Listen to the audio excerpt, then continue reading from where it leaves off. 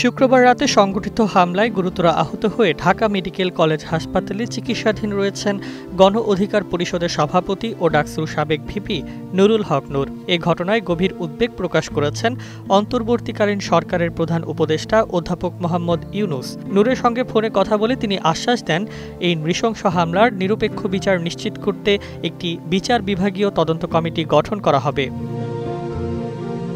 ওয়ালটন এখন দেশের সীমানা পেরিয়ে পৌঁছে গিয়েছে 50টিরও বেশি দেশে। ওয়ালটন, ঘরে ঘরে, বিশ্বজুড়ে।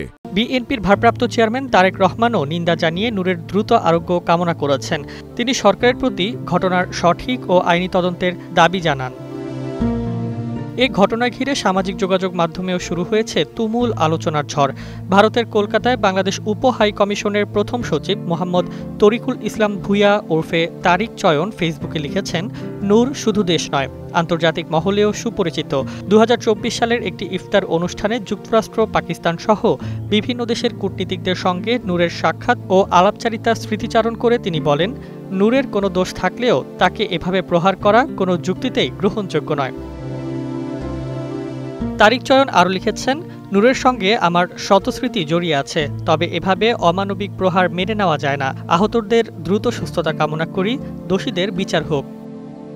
দেশি বিদেশি প্রতিক্রিয়া থেকে স্পষ্ট, নূরের ওপর এই হামলা শুধু রাজনৈতিক সহিংসতা নয়, বরং গণতন্ত্র ও নাগরিক অধিকারের ওপরও এক বড় আঘাত।